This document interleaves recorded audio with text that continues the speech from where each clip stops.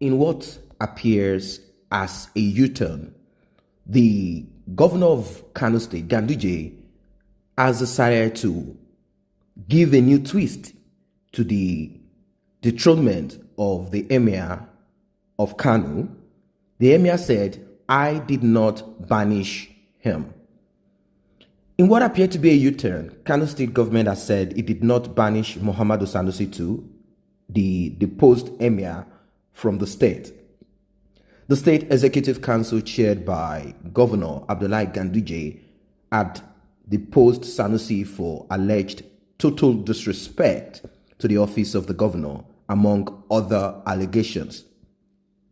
After his dethronement, the ex-monarch was first moved to Loko community and later Awe, a small town south of Lafia, about 85 kilometers from the capital of Nasarawa State.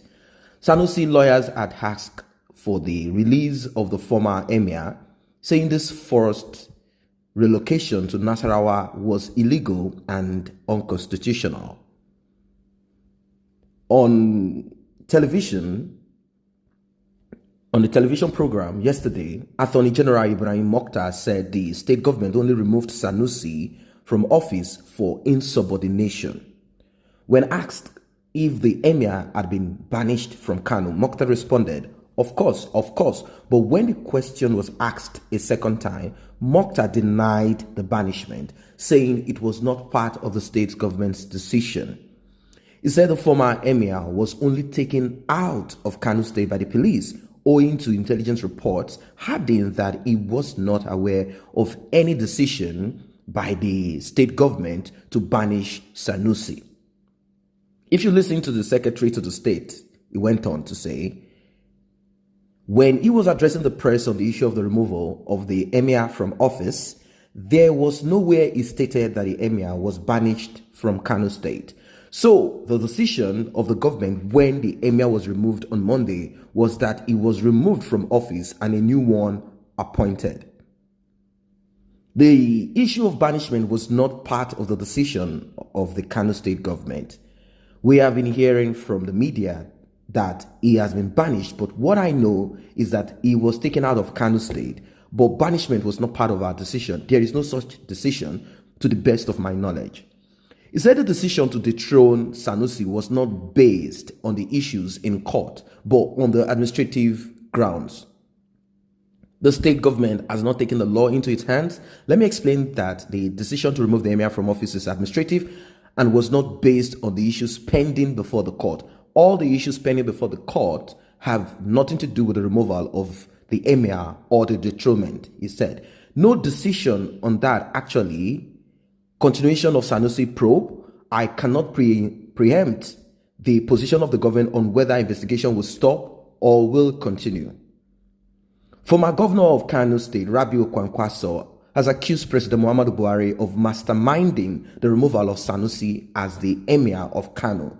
Speaking with BBC Hausa service yesterday, Kwankwaso described Sanusi removal as a sad incident for Kano and Nigeria. In 2014, Kwankwaso, as a governor, appointed Sanusi as the 14th emir of Kano after former President Goodluck Jonathan suspended him from being the governor of the central bank, CBN, as a result of questions that he was actually pushing forward. And I will not lie to you, a lot of people might say he abused the president, that is Goodluck Jonathan, ex-president, and he said a lot of things. He castigated him, and people felt that he was an extremist when it comes to Islam, as they attributed certain murder to him in the north, and that has to do with a woman from the southeast that they claimed desecrated the Holy Quran, and that was at the height of this man, this emir Sanusi, at the height of his religious revolution, his Baha'ism, if we might call that.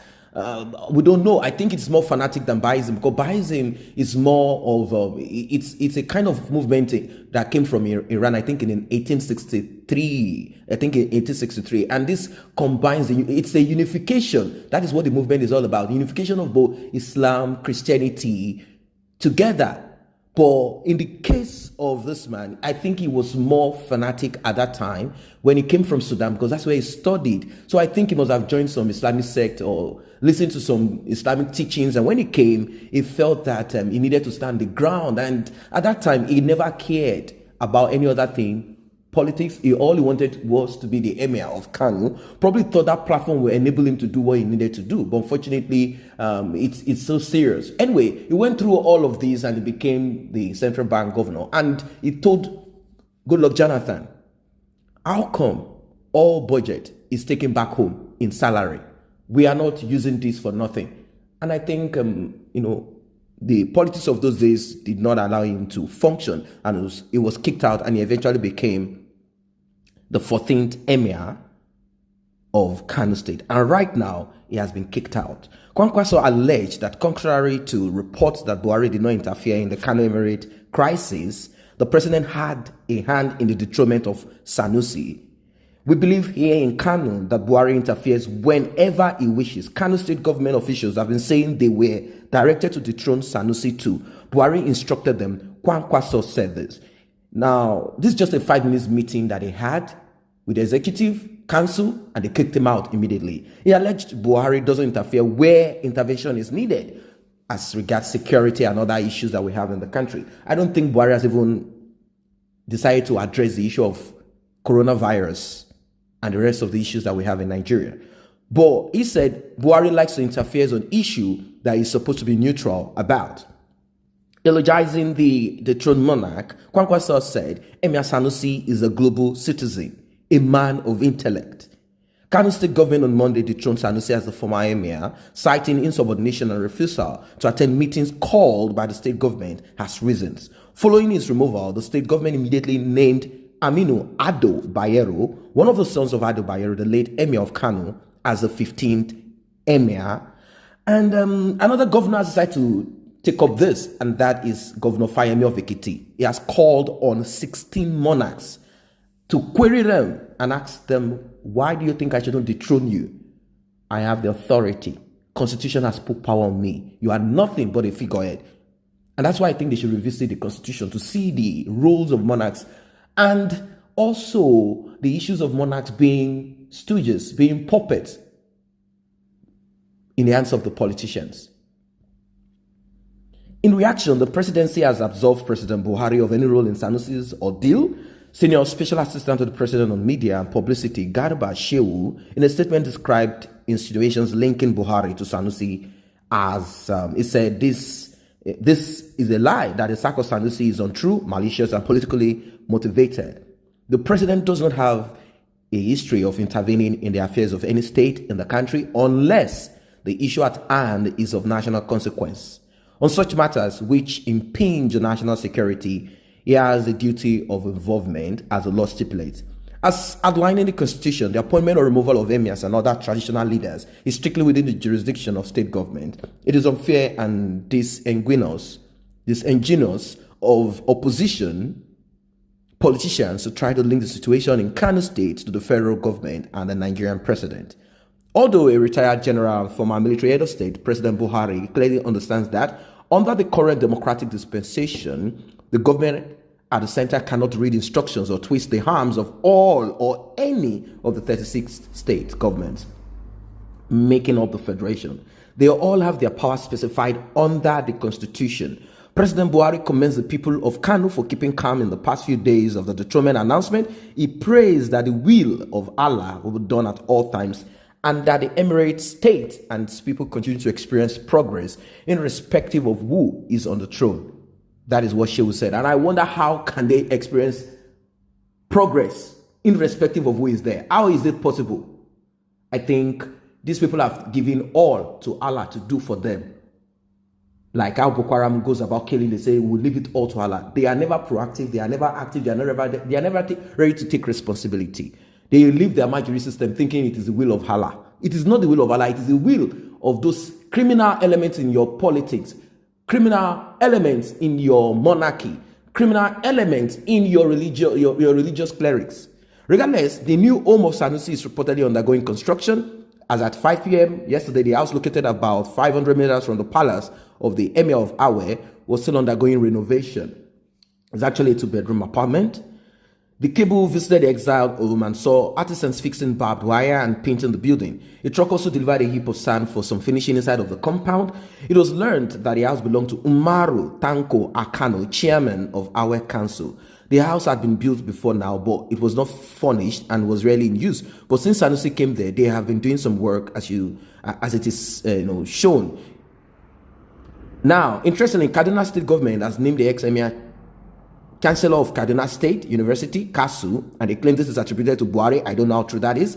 A day after Kaduna State Governor Nasser El-Rufai appointed him Vice Chairman of Kaduna Investment Promotion Agency. So he's actually going to be working as the Chancellor of Kaduna State University. And I think that man does not need the position of an emir. He's too much intelligent for him to take such platform. That platform is a feudal position. The whole idea of feudalism is how that emirate actually even came about. Is supposed to be on the forefront when it comes to education or when it comes to progressive politics, because that is what I see that man to be, unless there is something else he wants to be involved in.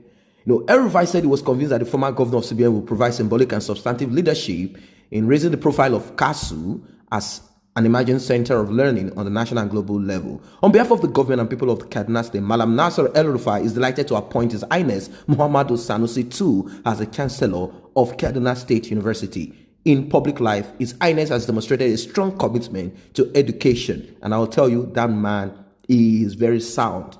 When you talk about education, when you talk about someone able to articulate his thoughts constructively, this is a man that will give out facts, and when you go to check, the facts are there. He's a very learned person. These are the kind of people that they should have in the North, but unfortunately the North will kill his own people, kill people that are ready to take the nation or their people to the next level. Anyway, that's what it is for now. If you're not a member of this channel, let's grow together by you tapping on the subscription button and the red notification icon bell below. It will alert you whenever videos are uploaded. And if you're already a member, I always say a very big thank you.